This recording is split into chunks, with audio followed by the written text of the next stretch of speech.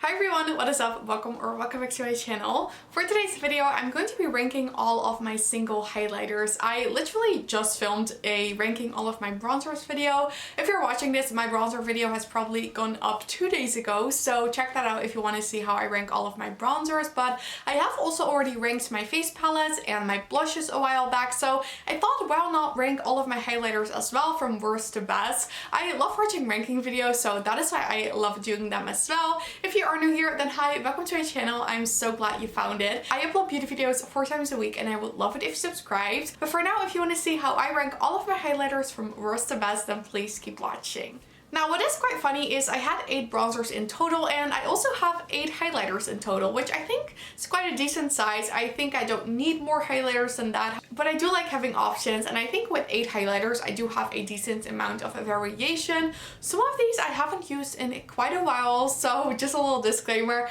And also, I'm not going to be ranking the ones in face palette, just like with my bronzers. And for instance, a product like my Hollywood Flawless filter that you can use as highlighter, or my Glow Recipe watermelon drops that you can also use as highlighter, I did not include. I just included products that are only a highlighter. Basically, I wouldn't wear these products like in any other way. So I think that is enough talking for now, so let's get into the ranking. So in place number 8, I have a highlighter that I was such a big fan of 1.5 years ago, I think, when I got this. I got this as a gift from my friends, and I was so happy with this because this is the Colourpop and Disney collection Horse and Carriage powder highlighter. Now, this was a very popular highlighter from Colourpop. This is kind of like one of their first Disney collabs. It's not their first, but like one of their first. And ever since, Colourpop has just been doing so many more Disney collabs, and they just have been releasing so much that I stopped kind of like buying from them. I haven't bought from Colourpop in a very long time.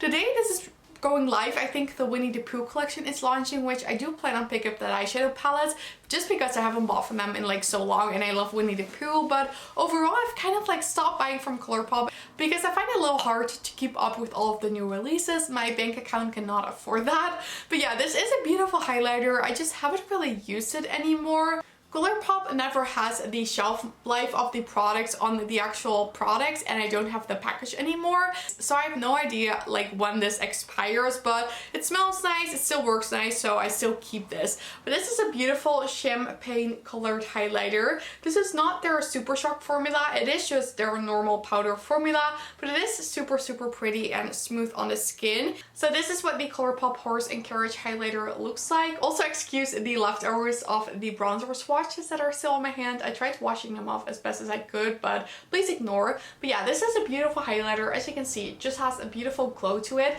but it's quite pigmented, and my highlighter preference have sort of changed a little bit, and that is why I'm not really reaching for this one as much anymore. However, now that I have swatches, I feel like I should totally give this a try again because it is beautiful.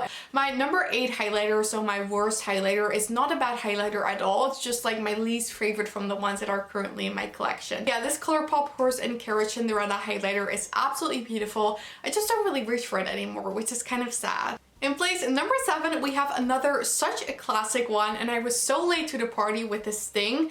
This is the Soft and Gentle highlighter from MAC. Let me tell you, this is such a beautiful highlighter, and I only tried it for the first time 1.5 years ago. Like, who am I? I was already into makeup in like 2016, and I had never picked this up. I don't know why, but this is so beautiful, you guys.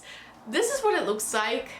I love the shade of this. It's so beautiful and it looks so natural on the skin. The only reason why this is not ranking higher than place number 7 is because it is quite glittery. I'll swatch it for you, and that is the only thing that I don't really like about it. If you swatch it, it's not that bad, but when you have this on your face, it really is quite glittery. A little less blinding than the one from Colourpop, but I do like the shade of this. It's kind of like a light rose gold. It's not too deep on me at all. It's just beautiful. Also, please don't mind my dry hands. Now that I'm swatching this again, I'm like, I should use this one more as well.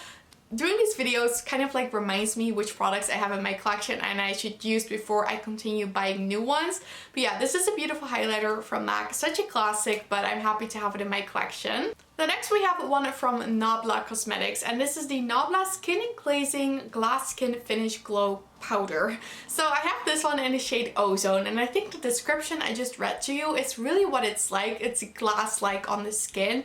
It's such a beautiful highlighter. Same story with the other ones. I just don't really reach for this anymore. I've had this for like 1 or 2 years, so it doesn't really excite me as much anymore, but it is a beautiful highlighter. This is what it looks like. You can just see from the highlighters that I have, these types of tones are what I prefer. I love my champagne highlighters with like a hint of gold. I think they're so beautiful, but this is such a beautiful product. It's the only product I have from Nabla in my collection, and this got quite a bit of hype, but I can totally see why, because it is beautiful. This is definitely a bit more gold than the one from MAC I just showed you, but it's just absolutely stunning. Like, look at that, how beautiful. So that is the Nabla Skin Glazing Highlighter in the shade Ozone, ranking in place number 6. Place number 5, we have one that may be quite a surprise for you that this is not ranking any higher, but this is the Charlotte Tilbury Beauty Light Wand in the shade Spotlight. Now this is a beautiful product. I love these wands so much. If you didn't know, I work as a Charlotte Tilbury retail artist, so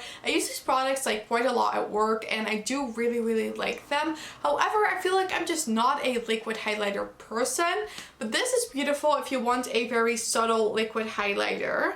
I have just swatched that at the bottom right there. As you can see, I feel like this shade is a little more deep than the other ones I just showed you, but it is beautiful on the face. It's not too deep on me when I have this on my face. This is such a gorgeous liquid highlighter, because sometimes I find liquid highlighters to be like way too blinding, but this one is actually quite natural, and it has like a hint of rose gold to there. And the shade is kind of similar to Soft and Gentle from MAC, I would say, but on my face it looks a little bit more like champagne, and this just looks so natural and beautiful on the face. I really don't use this enough, but like I said, I just prefer powder highlighters, so that is why this is ranking in place number 5. But if you like liquid highlighters, then this is a beautiful one.